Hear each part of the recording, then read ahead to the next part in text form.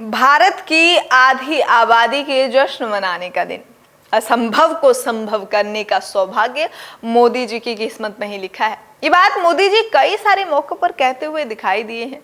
ये सत्य है। मोदी जी ने अपने प्रधानमंत्री तत्काल में बहुत से ऐसे निर्णय लिए जिन्हें कांग्रेस व अन्य विपक्षी दल या तो छूना नहीं चाहते थे या हमेशा उन्हें टालते रहते थे। ये सब करने में उनकी राजनीतिक इच्छा शक्ति की कमी या फिर राजनीतिक नफा नुकसान का गुना भाग ही रहा था। मोदी जी ने राजनीतिक नफे नुकसान की परवाह किए बिना वो सब कर दिया जो राष्ट्र के हित में था। वो चाहे 3 तलाक को गैर कानूनी बनाना हो, धारा 370 और 35A को जम्मू कश्मीर में हटाना हो, इतना ही नहीं, GST लागू करना हो, नोटबंदी करना हो, सबका साथ सबका विकास करना हो, शेर सारी गरीब हो या शोषित वंचित लोगों के कल्याण के लिए विभिन्न स्कीम लागू करना हो, मेक इन इंडिया को लागू करना हो, बिना रुके बिना थके 365 दिन कार्य करने की परंपरा करनी हो, इस परंपरा को प्रारंभ करना हो, इत्यादि कई सारी ऐसी चीजें हैं जिनका वर्णन शायद मैं शब्दों में आपके सामने नहीं कर पाऊं।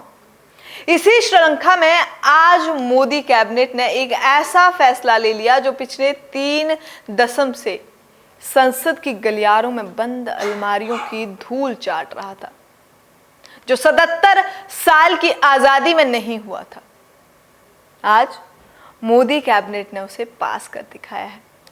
अब देश की आधी आबादी को संसद और विधानसभाओं में 33% रिजर्वेशन सुरक्षित की जाएगी। अब ये बिल संसद पलट पर इसे रख दिया गया है और अब ये बिल पास हो चुका है। अब देखना ये होगा कि इंडिया INDIA यानी इंडिया के घटक दलों का इस बिल पर क्या रवैया होगा। पिछली बार जब ये बिल संसद में लाया गया था तब समाजवादियों, राष्ट्रीय जनता दल और जनता दल ने इसका पुरजोर विरोध किया था। शरद यादव ने तो यहां तक कह दिया था कि क्या अब इस सदन पर कंठियां देखी जाएंगी। मुलायम सिंह ने इस बिल को ही फाड़ दिया था।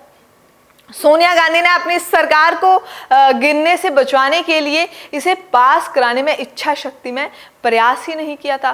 कांग्रेस ने इस बिल का विरोध 1996, 1998, 2002, 2003 में किया था। अब विश्वास है कि मोदी जी इसे पास करवाएंगे और उनके द्वारा पास करवा भी दिया गया। ये प्रधानमंत्री नरेंद्र मोदी पर देश का भरोसा था। महिलाएं आज हमारे देश के हर क्षेत्र में आगे बढ़ी हैं, बेहतरीन कार्य कर रही हैं। चंद्रयान 3 की मुख्य टीम की में महिलाएं आगे थी। राजनीतिक, वकालत, डॉक्टर, फौज, घर कहीं पर भी हूं, अग्रणी है तो संसद में जहां कानून बनते हैं, राष्ट्र की दशा दिशा का निर्धारण होता है, वहां आबादी का 50% होते हुए उनका उचित प्रतिनिधित्व क्यों नहीं मिलता। आजादी से अब तक लगभग 7,500 संसद बने, लेकिन 7,500 सांसदों में महिलाओं की भागीदारी केवल 600 ही रही। अब महिलाओं के आरक्षण का कानून पास हुआ, उसके बाद लोकसभा और राज्यसभा में भी महिलाओं की भागीदारी बढ़ेगी।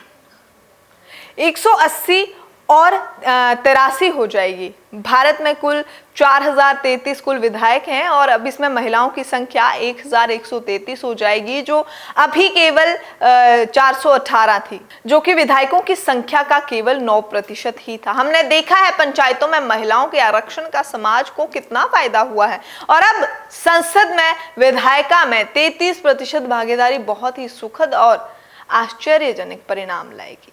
चलिए, आईना के इस एपिसोड में बस इतना ही। अभी के लिए आप हमें इजाजत दीजिए। आप देख रहे थे इंडिया समाचार 27। मैं हूं आपके साथ स्वाति ठाकुर।